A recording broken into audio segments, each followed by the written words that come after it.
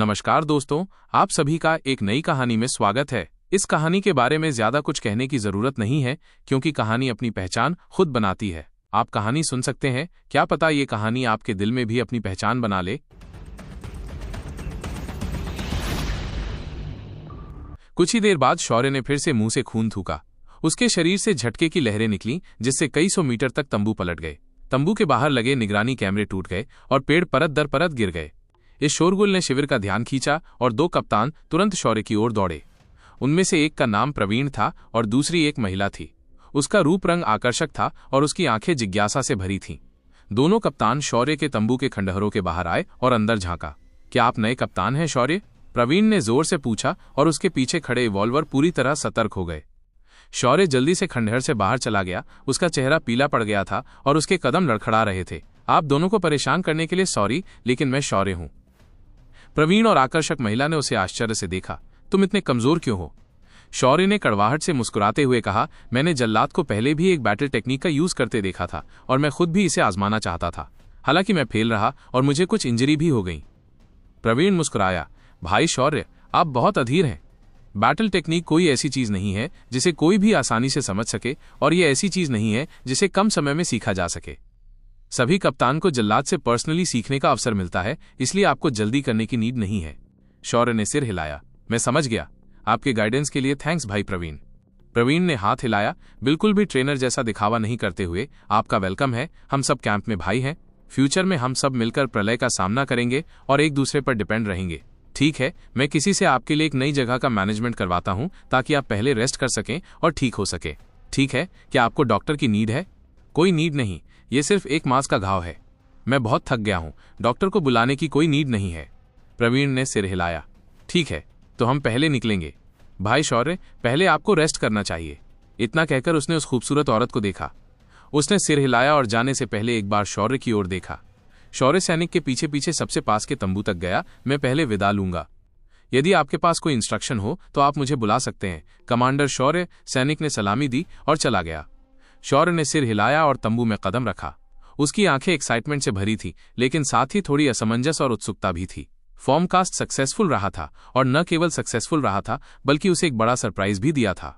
उसने अपना हाथ उठाया और एक हथेली के आकार का पासा धीरे धीरे धुंधली तारों की रोशनी बिखेरता हुआ दिखाई दिया। इसके 6 पहलू थे और एक नॉर्मल पासे की तरह हर पहलू एक अलग बिंदु को दर्शाता था। कुल 6 बिंदु थे। ये एक इनबॉर्न टैलेंट था, एक इनबॉर्न टैलेंट जो बहुत कम इवॉल्वर द्वारा अपने शरीर का फॉर्मेशन करने के बाद ही प्रोड्यूस हो सकता था। इनबॉर्न टैलेंट बहुत मिस्टीरियस होते हैं। कोई नहीं जानता था कि वे कहां से आते हैं। यूनिवर्स के कई विद्वानों का मानना था कि इनबॉर्न टैलेंट मानव जाति के सबसे गहरे सीक्रेट्स हैं जो किसी व्यक्ति की एंशिएंट ओरिजिन को रिप्रेजेंट करते हैं। हालांकि ये केवल एक एस्टिमेशन था। कोई भी इनबॉर्न टैलेंट पर सही ढंग से रिसर्च नहीं कर सका। शौर्य को इनबॉर्न गिफ्ट के सोर्स की परवाह नहीं थी, उसे तो केवल इनबॉर्न गिफ्ट की ही परवाह थी। पृथ्वी पर आने से पहले उन्होंने इनबॉर्न टैलेंट्स की शक्ति के बारे में अनगिनत कहानियां सुनी थीं। इनबॉर्न टैलेंट्स वाला हर इवॉल्वर एक टैलेंटेड व्यक्ति होता था और उसे यूनिवर्स की अलग अलग शक्तियों द्वारा रिक्रूट किया जाता था। सबसे फेमस घटना यह थी कि इनबॉर्न टैलेंट्स वाला कोई भी इवॉल्वर सीधे यूनिवर्स यूथ काउंसिल में शामिल हो सकता था। शौर्य की आंखें पासे को देखते ही एक्साइटमेंट से भर गईं। हालांकि उसकी इनबॉर्न टैलेंट थोड़ी अजीब थी, पर उसे कैसे कहे। सबसे इंपॉर्टेंट बात तो उसकी उपयोगिता थी। उसने शून्य में तैरते पासे की ओर देखा और उसे हल्के से थपथपाया। पासा तेजी से घूमा और फिर धीरे धीरे रुक गया और 6 पहलुओं में बदलाव आने लगा। 5 पहलुओं के बिंदु तुरंत गायब हो गए और केवल एक पहलू पर एक ही बिंदु रह गया। शौर्य उस बिंदु को घूरता रहा और उसके दिमाग में एक अजीब सा एक्सपेरिमेंट आया। इसका इस्तेमाल किसी के भी कॉस्मिक रिंग से रैंडमली कुछ भी निकालने के लिए किया जा सकता था। शौर्य कुछ रिएक्शन दे पाता उससे पहले ही पासे ने शून्य में प्रकाश की एक किरण फेंकी और पल भर में गायब हो गया, मानो उसने कोई रास्ता खोल दिया हो। कुछ ही क्षण बाद एक चिप जमीन पर गिरी और पासा मंद होकर गायब हो गया। शौर्य जमीन पर गिरी चिप को घूरता रहा। क्या यही वो चीज थी जिसे चुराने में मुझे मदद मिली थी, नहीं वापस लेने में? शौर्य ने चिप उठाई और उसे देखा, फिर वेस्टा के गैजेट को अपनी कॉस्मिक रिंग से निकालकर चिप लगा दी। उसके सामने एक स्क्रीन दिखाई दी जिस पर 3 बड़े बड़े शब्द लिखे थे, सीरियस। शौर्य लोगों, यूनिवर्स, नेब्यूला और हथेलियों की चमकती छवियों को एकटक देखता रहा। पूरे आधे घंटे बाद गैजेट में डाली गई चिप ने खुद को डिस्ट्रॉय कर लिया, जिससे उसकी नींद खुल गई। शौर्य हिल गया। वो जानता था कि उसने कुछ इनक्रेडिबल पाया है। सीरियस 8 एक इवॉल्विंग टेक्निक थी जो तारों की ऊर्जा को एब्जॉर्ब करती थी। ये तारों की मोशन का एमुलेट करती थी, और थ्योरी के मुताबिक जब भी कोई किसी तारे की मोशन का एमुलेट करता तो स्टार एनर्जी एब्जॉर्प्शन की रेट बढ़ जाती थी। हालांकि ये सीरियस आर्ट केवल इनिशियल लेवल पर थी, इसमें 8 तारों की मोशन का एमुलेट करने का एक मेथड शामिल था। दूसरे शब्दों में, जब तक शौर्य सक्सेसफुल होता उसकी स्टार एनर्जी एब्जॉर्प्शन की रेट 8 गुना बढ़ जाती। 8 बार स्ट्राइक करना एक भयानक कैपेबिलिटी थी, और सीरियस आर्ट में सीरियस पाम नाम की एक बैटल टेक्निक भी शामिल थी। ये बेहद शक्तिशाली थी और हथेली पर स्ट्राइक करने पर तारे दिखाई देते थे। शौर्य ने एक्साइटमेंट से गैजेट को एक तरफ रख दिया। उसने सीरियस आर्ट के बारे में कभी सुना भी नहीं था, लेकिन ये वाकई डरावना था। इतनी शक्तिशाली टेक्निक वाला कोई व्यक्ति शायद इनरवर्स से आया होगा। शौर्य ने अपनी एक्साइटमेंट दबा ली। उसने सोचा भी नहीं था कि उसकी किस्मत इतनी जबरदस्त होगी। लॉजिकली पिप्स के ढेर से बैटल टेक्निक हासिल करने की पॉसिबिलिटी बहुत कम थी। अगर ये चीज उसका एक अंडरवियर चुरा ले तो उसे आश्चर्य नहीं होता। उसने पहली ही कोशिश में सीरियस आर्ट जैसी जबरदस्त चीज हासिल कर ली थी। ये टेक्निक उसके फ्यूचर को शेप देने के लिए काफी थी। दुर्भाग्यवश ये केवल प्राइमरी लेवल पर ही था। शौर्य ने सिर हिलाया और हंसा। वो बहुत ज्यादा सोच रहा था। ये टेक्निक किसी शक्तिशाली संप्रदाय का खजाना ही होगी, और पूरी टेक्निक किसी चिप पर रिकॉर्ड नहीं हो सकती थी। प्रोटेक्शन का मेथड बेहद सख्त था, और जो चिप डिस्ट्रॉय हुई थी वो साफ तौर पर अभी अभी रिकॉर्ड हुई थी। शायद वो किसी बैड लक इंसान से चुराई गई थी, और पूरी टेक्निक हासिल करना बहुत मुश्किल था। शौर्य ने सोचना बंद कर दिया और तंबू से बाहर निकल आया। उसने एक पेड़ के पास लेटकर आसमान की ओर देखा और उसे सीरियस आर्ट याद आ गया। तारों की मोशन, संभवतः उन्हें अपना बचा हुआ जीवन स्पेस में बिताना पड़ेगा। उसी समय विशाल यूनिवर्स की गहराइयों में एक विशाल पर्वत दर्जनों तारों के चारों ओर धीरे धीरे तैर रहा था। पर्वत की चोटी आग की लपटों से जल रही थी, जो दूर से सिगरेट के टुकड़ों जैसी लग रही थीं। लपटें हर कुछ सेकंड में बुझ जाती और फिर से भड़क उठतीं। धुआं आसमान में उड़ रहा था, जिसने अंधेरे यूनिवर्स को सफेद फीतों से ढक दिया था। पहाड़ के भीतर से एक जोरदार रोर पूरे यूनिवर्स में गूंज उठी। तुमने क्या कहा? अरे बदमाश, टेक्निक गायब हो गई। क्या तुमने इसे फिर से उस बिच को दे दिया? यहां से आ जाओ। एक युवक शर्मिंदगी से अपनी पीठ पकड़े हुए अंधेरे यूनिवर्स से भाग निकला। पापा, मुझ पर इल्जाम मत लगाइए, मैंने नहीं किया। वो सचमुच गायब हो गया। क्या बकवास है बेटे, क्या तुम मुझे फूल समझते हो? मेरी नाक के नीचे से चोरी करने की हिम्मत किसकी है? इधर आओ। नहीं पिताजी, ये सचमुच एक भूत है। शौर्य पूरी रात कुछ समझ नहीं पाया, इसलिए वो थका हुआ प्रलय शिखर के भीतर एंटर हो गया। प्रलय शिखर की सबसे ऊपरी फ्लोर पर एक विशाल बैठक कक्ष में बहुत से लोग बैठे थे, लेकिन ऑनर सीट खाली थी। जब शौर्य बैठक कक्ष में एंटर हुआ तो सभी ने उसे जिज्ञासा, दोस्ती और शक से देखा। हर तरह की नजरें उस पर थीं। भाई शौर्य, यहां बैठो, प्रवीण ने शौर्य को देखते ही कहा।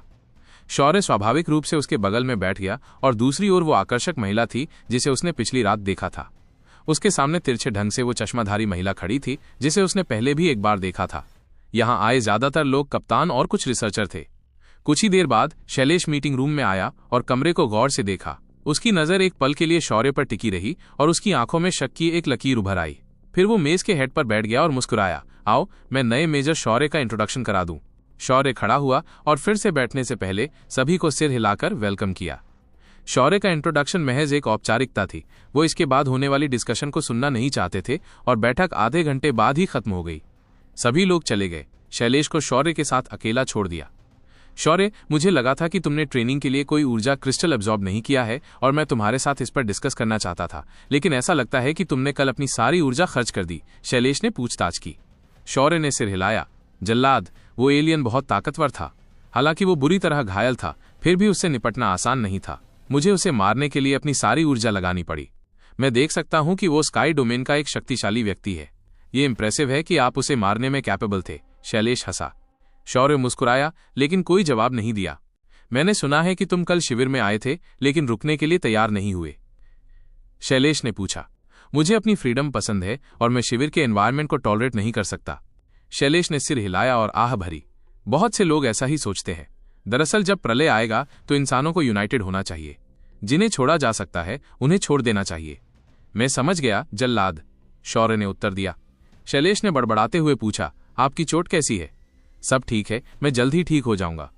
यही इवॉल्वर होने की अच्छी बात है। उनके पास रिकवर होने की अद्भुत कैपेबिलिटी होती है। दरअसल वे साधारण लोगों से भी ज्यादा खतरनाक होते हैं। ताकतवर होने का एक्सपीरियंस करने के बाद आप अब कमजोर नहीं रहना चाहते। आप जितने ज्यादा ताकतवर होते हैं, आपको अपनी जान को उतना ही ज्यादा रिस्क में डालना पड़ता है। अनगिनत लोग इस रास्ते पर गिर चुके हैं, और मुझे भी नहीं पता कि मैं कब मरूंगा। शैलेश ने आह भरी। शौर्य ने शैलेश की तरफ देखा। वो सच बोल रहा था। भारत के तथाकथित 7 ऋषि विशाल यूनिवर्स में बस चींटियां थे और कोई भी नॉर्मल स्टूडेंट उस लेवल तक पहुंच सकता था। स्काई डोमेन को सेंटिनल डोमेन कहा जाता था, लेकिन यह ट्रेनिंग का केवल दूसरा स्टेज था। पहला स्टेज इवॉल्वर डोमेन था और शौर्य एक इवॉल्वर था। अगला सेंटिनल डोमेन था, जहां मानव शरीर की शक्ति का स्टडी किया जाता था। तीसरा स्टेज मेल्डर डोमेन था, जहां व्यक्ति इतना शक्तिशाली हो जाता था कि मानव शरीर की बाउंड्री को छू सके। चौथा स्टेज लिमिटियर डोमेन था, जहां व्यक्ति मानव शरीर की बाउंड्री को तोड़कर शून्य को क्रॉस कर सकता था। उसके ऊपर एक्सप्लोरर थे, जो अपने हाथ के एक इशारे से शून्य को क्रॉस कर सकते थे। दूसरी ओर एक्सप्लोरर अभी भी फॉर्मकास्ट मॉडल बनाने के लेवल तक पहुंचने में असमर्थ थे।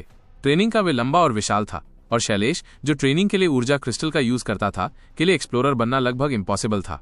वो जितना अधिक शक्तिशाली होता गया, उतना ही अधिक तुच्छ महसूस करता रहा। हे, मैं तुम्हें ये सब क्यों बता रहा हूं? आओ चलकर देखते हैं। शितारा को अब तक मेरे किसी कप्तान से लड़ना चाहिए था। शैलेश मुस्कुराया और शौर्य को बैठक कक्ष से बाहर ले गया। शौर्य चुपचाप उनके पीछे पीछे चला गया और वे जल्द ही उस चौक पर पहुंचे जहां वे पहले गए थे। शीशे से उसने शितारा द्वारा पराजित और जमीन पर गिरा हुआ एक कप्तान देखा। शितारा ने मार्शल आर्ट के कपड़े पहने हुए थे और उसके अटैक तेज और क्रूशियल थे। शौर्य ने यह पहले भी देखा था और वो इस समय प्रवीण को दबा रही थी। शैलेश ने नीचे देखा और अपना सिर हिलाया। मजबूत और कमजोर अर्थ रैंक भी हैं और उनके बीच का डिफरेंस बहुत बड़ा है। शितारा ने बैटल टेक्निक का भी यूज नहीं किया, लेकिन उसने मेरे कप्तान को आसानी से हरा दिया। शौर्य ने नीचे देखा और धीमी आवाज में कहा, उसकी बैटल टेक्निक एक पौधे द्वारा पावर्ड है। शैलेश मुस्कुराया। बेशक, चाहे वो स्नो लेडी हो या हिमेश्वरी, उन्हें मानव शरीर को जमाने के लिए बाहरी चीजों का यूज करने की नीड होती है। मानव शरीर ऐसा इफेक्ट प्रोड्यूस नहीं कर सकता। शौर्य की आंखें सिकुड़ गईं। ऐसा इफेक्ट प्रोड्यूस करने में असमर्थ? नहीं। शक्तिशाली बैटल टेक्निक्स और इनबॉर्न टैलेंट्स मौसम बदल सकती हैं, लेकिन पृथ्वी नहीं। शौर्य की सीरियस आर्ट तारों की मोशन की नकल भी कर सकती थी, लेकिन अगर वो उन्हें बताए भी तो कोई उस पर बिलीव नहीं करेगा। प्रवीण जल्दी ही हार गया और उसके बाद 2 और कप्तान भी हार गए। कोई भी आगे आने को तैयार नहीं था।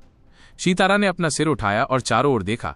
मैंने सुना है कि कप्तान सभी लोहे के योद्धा होते हैं। क्यों? कोई भी मेरे साथ मुकाबला नहीं करना चाहता। प्रवीण और बाकी लोगों के चेहरे बदसूरत हो गए। उनके ऊपर शैलेश हंसे बिना नहीं रह सका।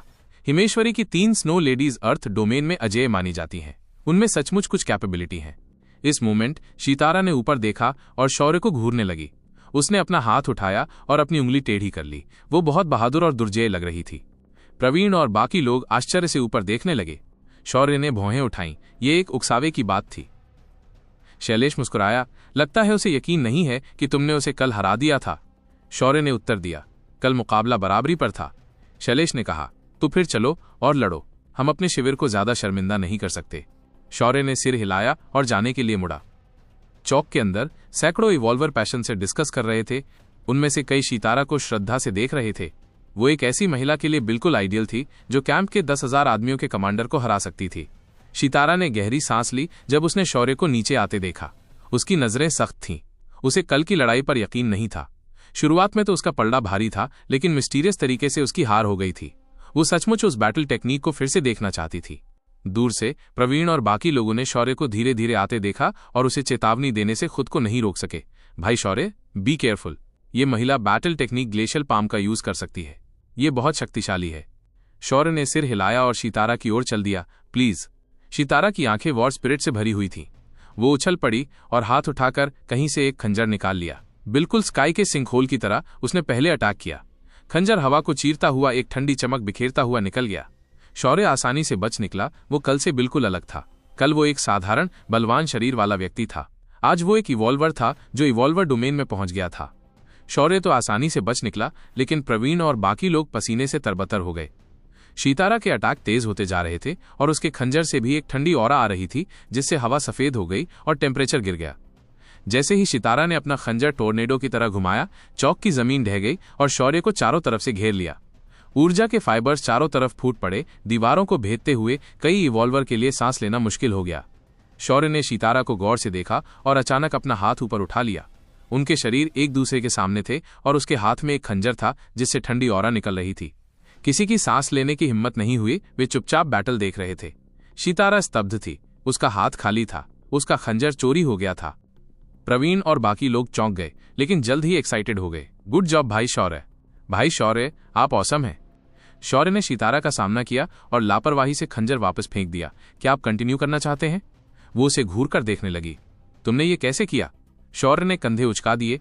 आंखों की रोशनी और हाथों की स्पीड, मैं इन दोनों के बिना नहीं रह सकता। बकवास, यही एक शब्द था जो हर किसी के दिमाग में आया। सितारा ने मिक्स्ड फीलिंग्स के साथ कहा, तुम जीत गए। तुमने बिना किसी इंजरी के मेरा खंजर चुरा लिया। अर्थ डोमेन में कोई भी तुम्हारा मुकाबला नहीं कर सकता।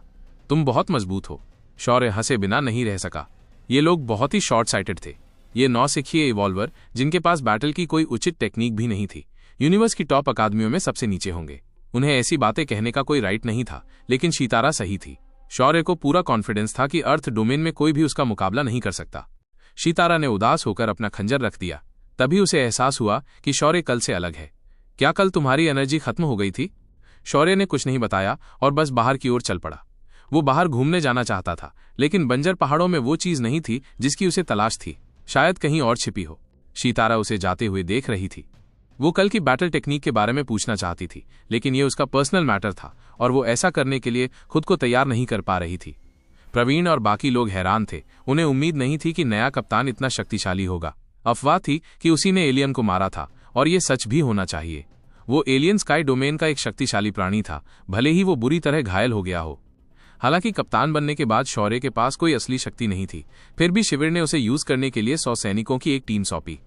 प्रलय शिखर से बाहर निकलते हुए शौर्य ने एक युवा इवॉल्वर को आगे आने के लिए इशारा किया। कप्तान, प्लीज अपना ऑर्डर दे।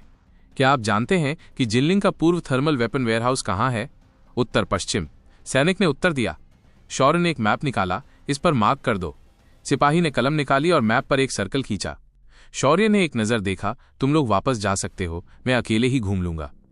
कप्तान, शस्त्रागार प्रलय की शुरुआत में ही डिस्ट्रॉय हो गया था और बचे हुए फायर आर्म्स को हटा दिया गया है।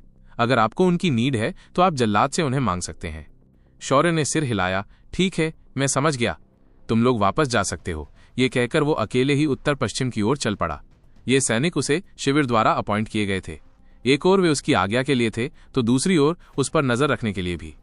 शौर्य ने अपने निशान छिपाने की प्लानिंग नहीं की थी।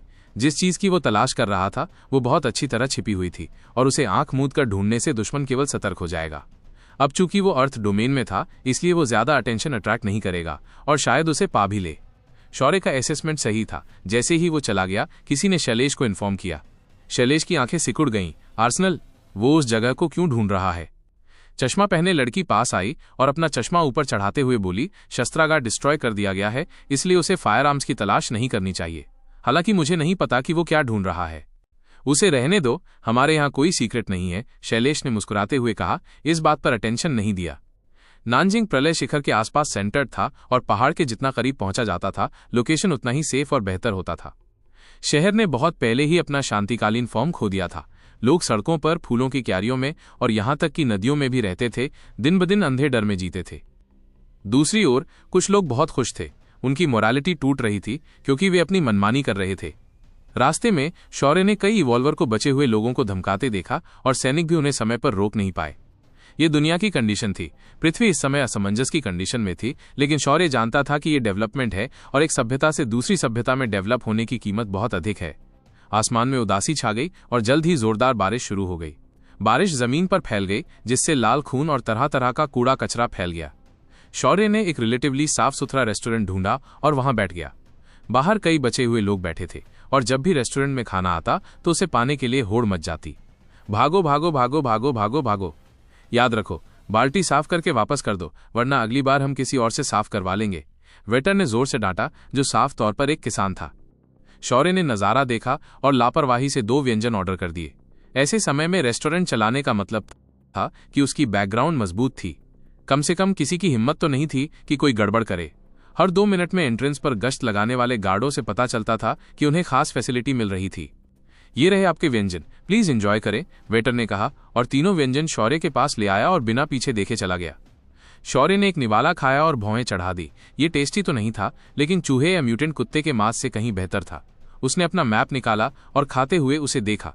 कुछ ही देर बाद 1 दर्जन लोग रेस्टोरेंट में एंटर हुए। उन्हें देखकर मालिक की आंखें चमक उठीं। करण, प्लीज अंदर आइए, बाहर बहुत तेज बारिश हो रही है, हम आपके लिए जो चाहें लाएंगे। करण नाम का वो आदमी गुर्राया और शौर्य से थोड़ी ही दूर एक मेज पर बैठ गया। उसने शौर्य की तरफ देखा, लेकिन उसकी तरफ ध्यान नहीं दिया और मेज पर दस्तक देते हुए बोला, उसे यहां ले आओ। एक आकृति जोर से जमीन पर गिरी, जिससे एक कुर्सी टूट गई। वो कांपते हुए करण की ओर देखने लगा। मुझे माफ करना करण, मुझे नहीं पता था कि वो आपकी है। अगर मुझे पता होता तो मैं उसे चुराने की हिम्मत नहीं करता। मुझे माफ करना करण, प्लीज मुझे छोड़ दीजिए। करण ने व्यंग्य किया, तुम्हें छोड़ दूंगा? तो फिर मैं अपने भाइयों को कैसे ले जाऊं? क्या तुम्हें नहीं पता कि मैंने इसे अपने अंकल को दे दिया था? अब जब तुमने एक खो दिया है तो मैं तुम्हें 2 ऑप्शंस देता हूं, या तो मुझे 30 ऊर्जा क्रिस्टल दो या मर जाओ। वो आकृति निराश होकर बोली, करण, मुझे सचमुच नहीं पता था कि वो आपका है। प्लीज मुझे जाने दीजिए, मैं आपका कुत्ता बनने को तैयार हूं। करण ने मेज पर जोर से पटक दिया और एक बंदूक निकाल ली तथा उसे आकृति के सिर पर तान दिया। कोई एनर्जी क्रिस्टल नहीं, अलविदा। निराशा में चीखते हुए उस आकृति की पुतलियां सिकुड़ गईं। अचानक उसने शौर्य को पास में देखा और उसकी ओर इशारा करते हुए कहा, हे, मैंने इसे दे दिया। सभी लोग शौर्य की ओर देखने लगे। शौर्य ने अपना प्याला नीचे रख दिया और कुछ नहीं बोला। उसने अंदर आते ही उस व्यक्ति को पिटते हुए देखा था। ये वही कुटिल आंखों वाला इवॉल्वर था जिसने उसे मैप बेचा था। जब उसने 3 ऊर्जा क्रिस्टल देकर मैप खरीदा था तो उस व्यक्ति ने उसे एक कामोद्दीपक भी दिया था। शौर्य को उस समय ये अजीब लगा था क्योंकि कामोद्दीपक बहुत महंगे होते हैं। अब ऐसा लग रहा था कि उसने इसे इस करण से चुराया था। करण ने कुछ देर तक शौर्य को घूरा और फिर उस कुटिल आंखों वाले इवॉल्वर को लात मारी। तुम्हारी हिम्मत कैसे हुई मुझे धोखा देने की? जय, तुमने मुझे बेवकूफ बनाने के लिए एक अनजान व्यक्ति ढूंढ लिया। जय चिल्लाया, ये वही है, इसने मुझसे मैप खरीदा था। देखो, मैंने इसे बेचा था। नीचे दाहिने कोने पर एक निशान है। करण और बाकी लोग देखने लगे। शौर्य, करण और अन्य। युवा मास्टर करण, युवा मास्टर करण, युवा मास्टर। भागो, शौर्य ने उदासीनता से उत्तर दिया। करण के हाव भाव बदल गए। उनके आसपास के इवॉल्वर गुस्से से लाल हो गए। क्या गुस्सैल स्वभाव है? क्या तुम जानते हो कि करण जिन लिंग कॉलोनी में किसका रिप्रेजेंटेशन करते हैं? शौर्य ने लापरवाही से चॉपस्टिक्स की एक जोड़ी निकाली जो कई इवॉल्वर की बाहों में घुस गईं और फिर दीवार पर जड़ दी। दीवार तुरंत टूट गई और साथ ही खून मेज पर फैल गया और रेस्टोरेंट मालिक हैरान रह गया और जल्दी से छिप गया। करण ने शौर्य की ओर अपनी बंदूक तान दी। मेरे अंकल शिविर के कप्तान हैं, कोई भी जल्दीबाजी न करे। इसे सौंप दें और हम बात कर सकते हैं। इसे फेंक दो, शौर्य ने कहा। करण को उस पर बिलीव नहीं हुआ। मैं फिर से कहूंगा, इसे सौंप दो या मैं तुम्हें बता दूंगा कि निराशा क्या होती है। तुम अर्थ डोमेन के एक शक्तिशाली व्यक्ति को इंसल्ट नहीं कर सकते। शौर्य को अचानक जिज्ञासा हुई, यदि आपके अंकल अर्थ डोमेन के महाशक्ति हैं तो उन्हें कामोद्दीपक मेडिसिन की क्या नीड होगी? करण का चेहरा गुस्से से तमतमा गया। तुम्हारी हिम्मत कैसे हुई मेरे अंकल पर कीचड़ उछालने की? तुम मरने वाले हो। ओल्ड 5, मेरे अंकल से तुरंत कांटेक्ट करो। वो बेवकूफ नहीं था और जानता था कि बंदूकें शौर्य से नहीं निपट सकती। शौर्य की पैनी नजर जय पर पड़ी जिसे पीट पीट कर अधमरा कर दिया गया था। वो गलत था। करण को कामोत्तेजक मेडिसिन नहीं बल्कि कुछ और चाहिए था। जय ने तुरंत अपना सिर नीचे कर लिया जब उसने शौर्य की निगाहें देखी। उसकी ओर देखने की हिम्मत नहीं हुई। शौर्य मुस्कुराया पर उसे कोई फर्क नहीं पड़ा। उसे इस बात से कोई फर्क नहीं पड़ा कि वो बलि का बकरा है या नहीं। उसे तो बस ये जानने की जिज्ञासा थी कि कप्तान का ध्यान किस बात ने खींचा था। पृथ्वी के डेवलपमेंट ने कई अच्छी चीजों को जन्म दिया था और यही एक वजह थी कि यूनिवर्स भर की इतनी सारी अकादमियां यहां ट्रेनिंग लेने आई थीं। कुछ ही देर बाद एक अधेड़ उम्र का आदमी रेस्टोरेंट में आया और अंदर देखने से पहले सैनिकों को तितर बितर करने के लिए हाथ हिलाया। अंकल, आप यहां हैं। करण खुश हुए और उन्होंने अपनी बंदूक और भी ऊंची कर दी। शौर्य ने देखा तो एक जाना पहचाना चेहरा था। ये उन कप्तान में से एक था जिन्हें सीतारा ने हराया था, प्रवीण। प्रवीण ने सिर हिलाया। क्या तुम्हें मिल गया? हाँ, उस बदमाश ने इसे ले लिया, करण ने शौर्य की ओर इशारा करते हुए गुस्से से कहा। प्रवीण ने करण की निगाहों का फॉलो किया और शौर्य को देखते ही उसके हाव भाव बदल गए। दोनों की अभी अभी मुलाकात हुई थी और स्नो लेडी सीतारा की ताकत अभी भी उसके माइंड में ताजा थी। हालांकि वो शौर्य का बदला भी नहीं ले पाई थी, जिससे प्रवीण को बहुत जलन हो रही थी। वो सोच रहा था कि शौर्य से कुछ ट्रिक्स कैसे सीखी जाएं, लेकिन उसे यहां उससे मिलने की उम्मीद नहीं थी। आह, ये भाई शौर्य है। प्रवीण शौर्य के पास गया और विनम्रता से मुस्कुराया। शौर्य मंद मंद मुस्कुराया। क्या कोइंसिडेंस है भाई प्रवीण? क्या आप यहां भोजन के लिए आए हैं? प्रवीण ने उत्तर दिया, ये रेस्टोरेंट भाई का है और हम अक्सर यहां इकट्ठा होते हैं।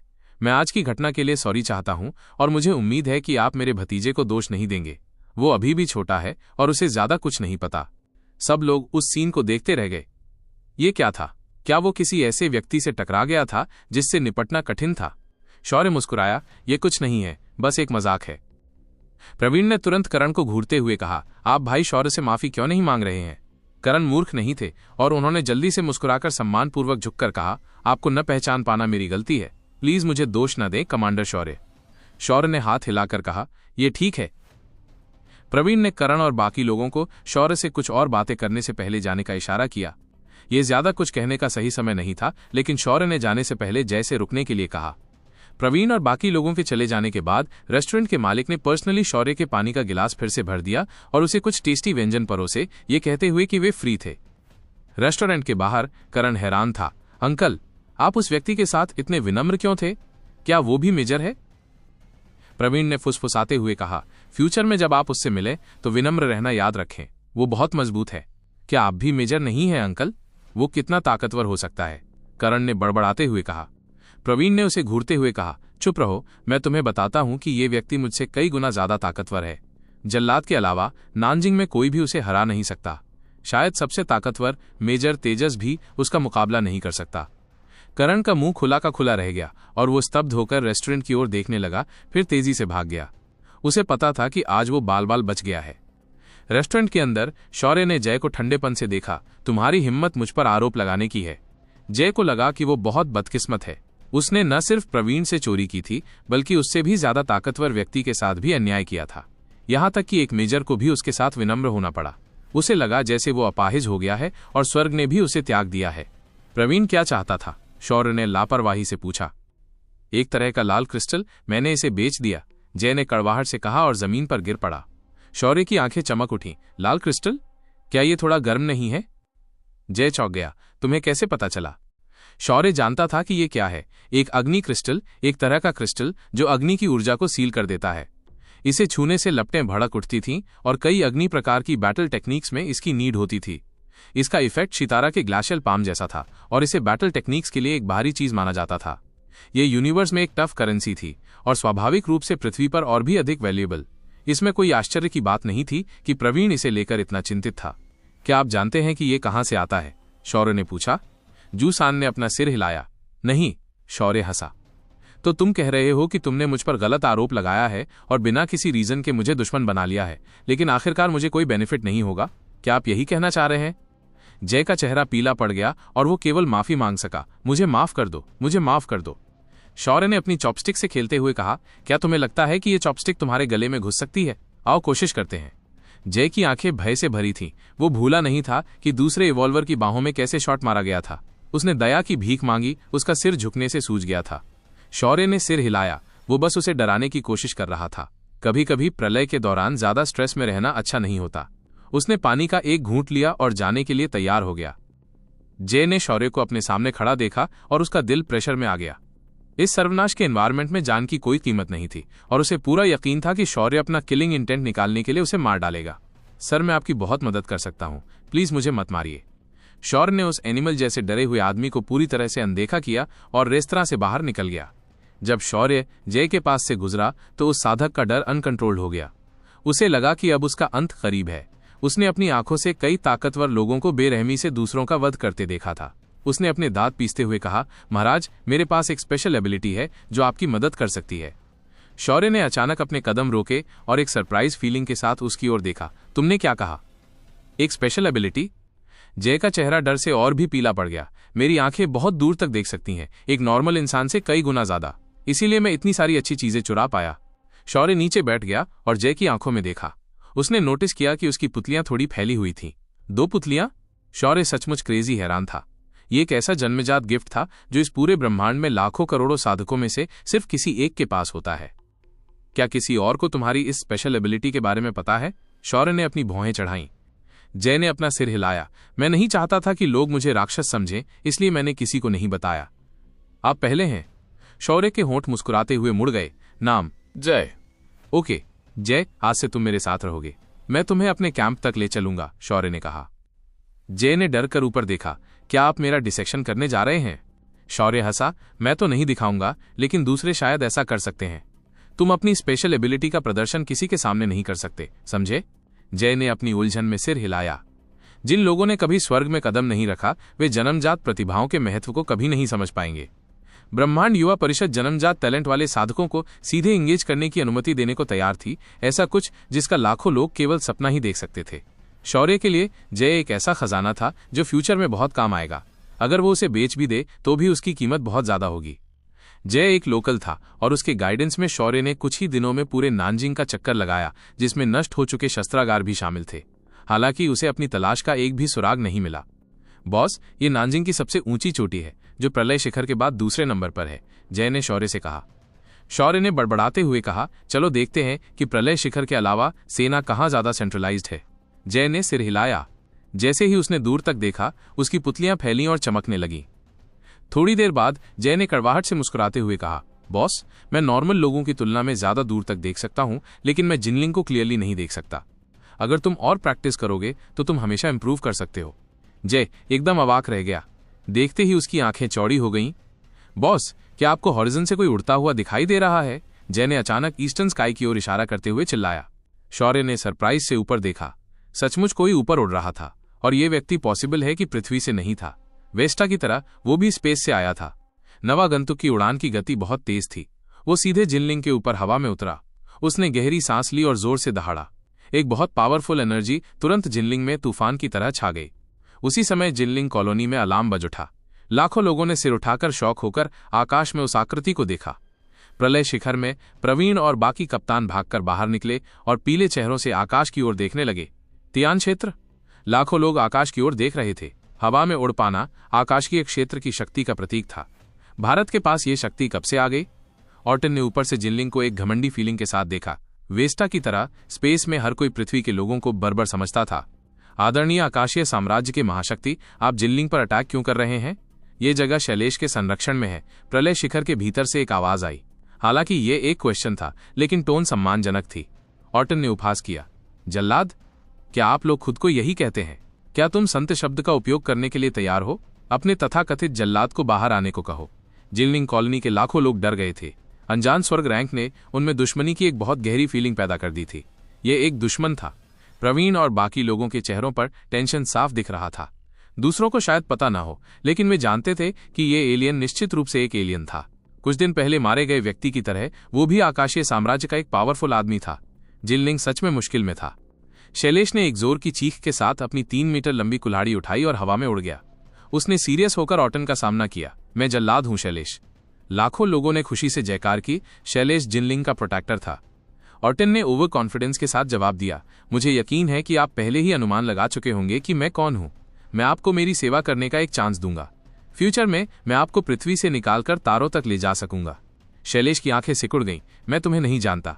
ऑर्टन ने ताना मारा। एक ऑर्डिनरी लोकल मेरे साथ छल करने की हिम्मत कैसे कर सकता है?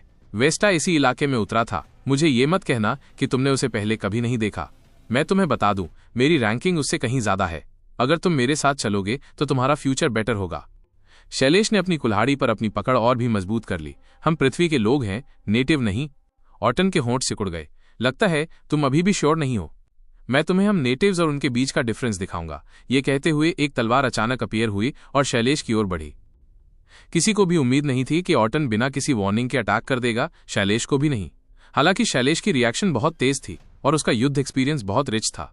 उसने विशाल कुल्हाड़ी का हैंडल उठाकर तलवार को मोड़ा और स्पीड का लाभ उठाकर नीचे से ऊपर की ओर 360 डिग्री घूम गया।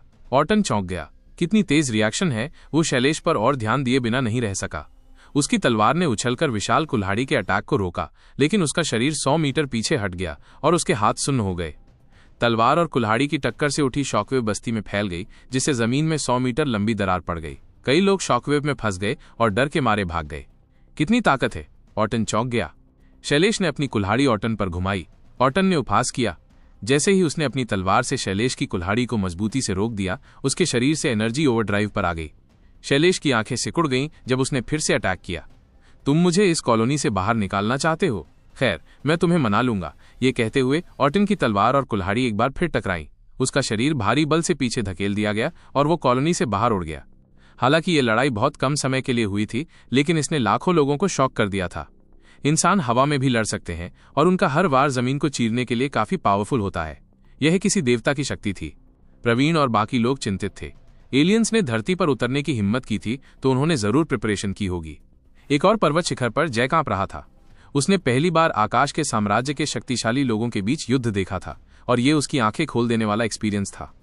शौर्य ने शहर के बाहर देखा और हल्की गड़गड़ाहट की आवाजें सुनकर अपनी भौहें सिकोड़ लीं। हर उतरते हुए छात्र के पास एक ऐसा कवच था जो आकाश के किसी शक्तिशाली ग्रह के अटैक से बचाव कर सकता था। इससे ऑर्टन अजेय हो गया, लेकिन शैलेश चीन के 7 ऋषियों में से एक था। इन 7 को नेपच्यून पर लाश की विरासत जरूर मिली थी और भले ही वो ज्यादा न हो, ऑर्टन उन्हें कम नहीं आंक सकता था। नेपच्यून पर खड़े होने का मतलब था कि लाश में एक खोजकर्ता जैसी शक्ति थी। ऐसे लोगों की नींव अथाह होती थी। वो पृथ्वी के सभी साधकों को कमा सकता था, लेकिन भारत के 7 ऋषियों को नहीं। वे प्रलय से पहले से ही प्रैक्टिस कर रहे थे। शैलेश को कुछ दिन पहले वेस्टा की लाश और अंतरिक्ष यान देखकर ज्यादा हैरानी नहीं हुई थी। शौर्य ने उस सीन को केयरफुली देखा था और ऑटन शायद जीत नहीं पाता। कुछ ही देर बाद शहर के बाहर से एक तेज गड़गड़ाहट की आवाज आई। लाखों झटके आसमान में उठे और बादलों को चीरते हुए आगे बढ़े, तब जाकर सब कुछ नॉर्मल हुआ। शैलेश तेजी से आसमान में उड़ गया। हालांकि वो थोड़ा पीला पड़ गया था, लेकिन उसे कोई चोट नहीं आई। उसने अपनी कुल्हाड़ी ऊंची उठाई और नानजिंग में बचे लाखों लोगों ने उसका कॉन्फिडेंस बढ़ाया। यहीं रुको, उसने शहर से बाहर निकलने से पहले कमांड किया। शैलेश और ऑटन के बीच की लड़ाई ज्यादा दूर नहीं थी, शहर से केवल 20 किलोमीटर बाहर थी। जब शौर्य वहां पहुंचा तो उसका स्वागत खंडहरों और जलती हुई इमारतों के सीन से हुआ। जमीन पर कट के निशान दूर तक साफ दिखाई दे रहे थे। उस एरिया में मौजूद लाशें और म्यूटेंट एनिमल बहुत पहले ही भाग चुके थे या डस्ट में मिल गए थे। शौर्य नीचे बैठ गया और निशानों को छुआ। उन पर अभी भी तेज एनर्जी के निशान थे। ये शैलेश की युद्ध टेक्निक की शक्ति थी। उसने उस दिन म्यूटेंट लताओं को मारने के लिए अपनी पूरी ताकत भी नहीं लगाई थी। कुछ ही दूरी पर एक सफेद टुकड़ा लाइट को रिफ्लेक्ट कर रहा था। उसने उसे उठाया और आंखें सिकोड़ ली। वो ऑटन के रिंग कवच का एक टुकड़ा था। ऑटन बुरी तरह हार गया था और उसका रिंग कवच भी चकनाचूर हो गया था। उसे नहीं पता था कि ऑटन अभी अलाइव है या नहीं, लेकिन पॉसिबल है कि नहीं, वरना शैलेश उसकी लाश को नानजिंग वापस ले आता। शौर्य ने सप्तऋषियों की शक्ति का रियलाइजेशन किया। उसे नहीं पता था कि 3 उच्च ऋषि कितने पावरफुल थे, लेकिन शैलेश में एक शिखर प्रहरी जैसी शक्ति हो सकती थी। ये फैक्ट कि वो रिंग कवच को ब्रेक कर सकता था, इसका प्रूफ था। दूर से शोर की आवाज आई। शायद दूसरे कप्तान आ गए थे। शौर्य उनसे मिलना नहीं चाहता था, इसलिए वो तुरंत चला गया। उस रात प्रलय शिखर पर जय को वहां से भेज दिया गया। शौर्य अपने टेंट के बाहर एक पेड़ के पास लौटा और आसमान की ओर देखने लगा। प्रलय ने पृथ्वी के एनवायरनमेंट को शुद्ध कर दिया था, जिससे उसे और भी ज्यादा तारे देखने को मिल रहे थे। वो पिछले कुछ दिनों से ब्रह्मांडीय कला का प्रैक्टिस कर रहा था, लेकिन तारों की गति की नकल करना इम्पॉसिबल सा था। पहले उसे बिल्कुल भी आइडिया नहीं था, लेकिन आज जब उसने शैलेश के कट के निशान को छुआ और ऑटन के साथ उसकी लड़ाई की ताकत का एक हल्का सा एहसास हुआ, तो उसका दिल धड़क उठा। वो डायनामिक फील के साथ रात के आसमान को गौर से देखने लगा। जैसे जैसे टाइम बीतता गया, उसके कानों का शोर धीरे धीरे कम होने लगा और उसकी विजन से तारे भी गायब हो गए। सिर्फ चांद ही अकेला चमकता हुआ रह गया। प्रकाश की इस किरण ने रात के आकाश के साथ साथ शौर्य को भी इल्यूमिनेट किया, जिससे उसे कुछ और दिखाई नहीं दे रहा था। शौर्य ने अनजाने में अपना हाथ उठाया, जिससे हवा में वेव उठी और एनर्जी उसके शरीर में नंगी आंखों से दिखाई देने वाली स्पीड से अवशोषित होने लगी। उसकी हथेली में एक धुंधला तारा टिमटिमाया। वो चांद था और उसकी हथेली के चारों ओर घूम रहा था। ये सीरियस पाम था। शौर्य का शरीर कांप उठा जैसे ही उसे होश आया। वो अपनी हथेली में रखे तारे को स्टॉक्ड होकर देखता रहा। उस मोमेंट पर उसे एहसास हुआ कि इस तारे की ताकत कितनी भयानक थी। हालांकि इसकी कोई तुलना नहीं थी। शौर्य को लग रहा था कि उसकी हथेली का यह अटैक शैलेश को भी हिला सकता है। शौर्य ने तारे को एक्सटेंड किया और अपने शरीर में असीमित तारा एनर्जी को महसूस किया। यही वो एनर्जी थी जिसे उसने अवशोषित किया था, और ये क्रिस्टल्स तक ही लिमिटेड नहीं थी। वो इसे कभी भी, कहीं भी और वेस्टा और दूसरे लोगों की तुलना में दोगुनी स्पीड से एब्जॉर्ब कर सकता था। ये सीरियस कला थी। उसने आखिरकार इसमें मास्टरी हासिल कर ली थी। जैसे ही शौर्य ने अपनी हथेली में रखे तारे को बिखेरा, शैलेश ने अचानक अपनी आंखें खोल दी। एक पल के लिए उसका दिल जोर से धड़का, लेकिन फिर उसे कुछ भी महसूस नहीं हुआ। क्या ये कोई इल्यूजन था? आज की लड़ाई बहुत थकाने वाली थी। अगले दिन शौर्य को खबर मिली कि शैलेश ने खुद उसे उत्तरी मोर्चे को मजबूत करने का आदेश दिया है। उत्तरी सीमा रेखाएं नानजिंग से राजधानी तक जाने वाला वॉरजोन थीं। शैलेश हमेशा से नानजिंग को राजधानी से जोड़ना चाहता था, फिर भारत को फिर से पाने के लिए दूसरे ऋषियों से जुड़ना चाहता था। ये एक अच्छा आइडिया था, लेकिन बहुत मुश्किल था। सिर्फ एक छोटे से रास्ते में ही कई महीने लग गए थे और ट्रैवल का 10वां हिस्सा भी कंप्लीट नहीं हुआ था। शैलेश के लिए फ्रंट लाइन बहुत इंपॉर्टेंट थी और चाहे कितनी भी मुश्किलें हों, उनका फोकस हमेशा उन पर ही रहता था। 14 कप्तानों में से करीब आधे वहां मौजूद थे, जो राजधानी से जुड़ने के उनके दृढ़ निश्चय को रिवील करता था। इस बार शौर्य, प्रचंड और सौम्या फ्रंट लाइन पर जा रहे थे। सौम्या एक अट्रैक्टिव मेजर थी और वो हमेशा से शौर्य के बारे में जानने को क्यूरियस रहती थी। शौर्य ने 10,000 सैनिकों को जिनलिंग से बाहर निकाला और उत्तर की ओर बढ़े। सौम्या ने थके हुए टोन में कहा, ये कहने के बजाय कि हम फ्रंट लाइन पर तैनात सैनिकों की मदद कर रहे हैं, ये कहना ज्यादा सही होगा कि हम सड़कों की रिपेयरिंग कर रहे हैं। हजारों सैनिक पहले ही एक दिन पैदल चल चुके थे और उन्हें मुश्किल से ही आराम मिला था। कोई आश्चर्य नहीं कि सौम्या ने शिकायत की। सफर रफ था और गाड़ी को बार बार रिपेयर करवाना पड़ता था। इसके अलावा सड़क पक्की थी, इसलिए गाड़ी की स्पीड ज्यादा नहीं थी। एक दूसरे आर्मर्ड व्हीकल में शौर्य आंखें बंद किए आराम कर रहा था, बीच बीच में ऊपर की ओर चमकती धूप को देख रहा था। वो सोच रहा था कि क्या वो सूर्य की कक्षा का अनुकरण कर सकता है। अगर वो सफल हो गया तो उसकी तारा एनर्जी एब्जॉर्ब करने की रेट दोगुनी हो जाएगी और उसे ऐसा लग रहा था जैसे वो प्रहरी क्षेत्र से बहुत दूर नहीं है। हालांकि सूर्य का अनुकरण करना आसान नहीं था। शायद उसे पृथ्वी से स्टार्ट करना चाहिए था। उसे तारों भरे आसमान को देखने की जरूरत नहीं थी। वो शांत काल में आकाशगंगा की पिक्चर्स भी देख सकता था। तारों की गति का अनुकरण करना, ब्रह्मांड की गति के अनुरूप होने का एक मेथड खोजना था और शौर्य लगातार एक्सपेरिमेंट करना चाहता था। वे एक ऐसे शहर से गुजरे जिसकी सड़क के दोनों ओर आग की लपटें जल रही थीं। सड़कों पर ज़ॉम्बी घूम रहे थे और टाइम टू टाइम कॉन्वॉय पर अटैक कर रहे थे, लेकिन आर्मी के आग्नेयास्त्रों ने उन्हें मार गिराया।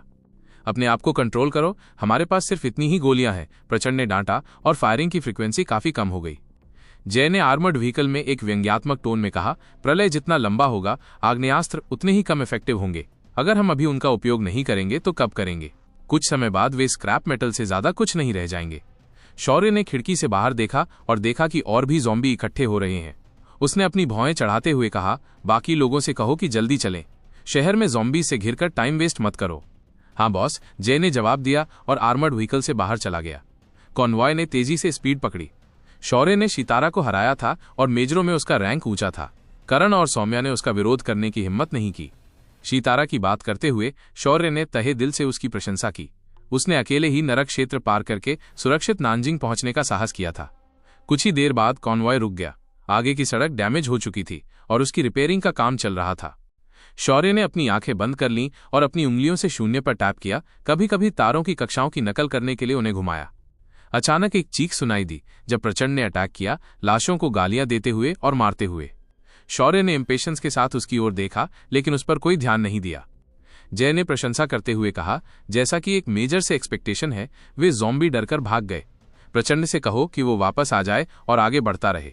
मारने के लिए बहुत सारे ज़ॉम्बी हैं, शौर्य ने ठंडे टोन में कहा। जय ने सिर हिलाया और फिर से बाहर निकलने ही वाला था कि वो असहाय होकर पीछे मुड़ा। बॉस, प्रचंड ने लाश का पीछा उस परित्यक्त बिल्डिंग में किया था।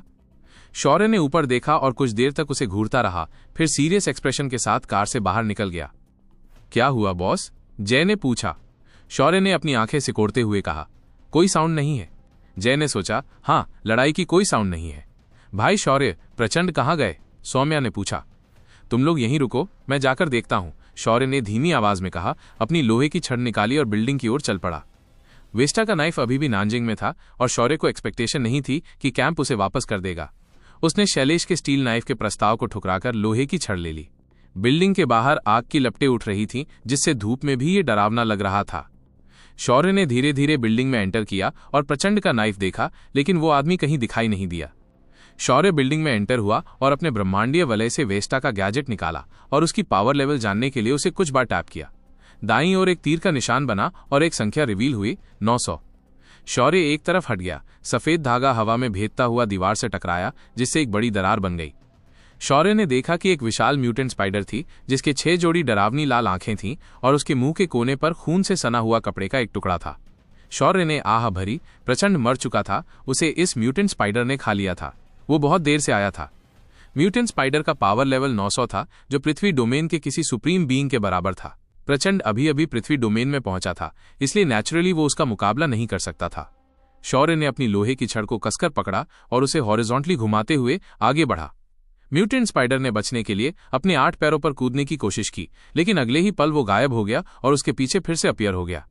उसने अपनी छड़ को नीचे की ओर घुमाया, म्यूटेंट स्पाइडर के शरीर को चीरते हुए, जिससे प्रचंड का अपचित शरीर उसके पेट से बाहर गिर गया। शौर्य ने इस घिनौने सीन को देखकर अपनी भौहें चढ़ाई और जाने के लिए मुड़ गया। जब वो कॉन्वॉय में वापस लौटे तो शौर्य ने जय से यह अनाउंस करवाया कि बिना परमिशन के किसी को भी जाने की अनुमति नहीं है। प्रचंड सचमुच मर गया है। सौम्या चौंक गई। आप बिल्डिंग को देखने जा सकते हैं, बॉडी अभी तक डाइजेस्ट नहीं हुई है, शौर्य ने शांति से आंसर दिया।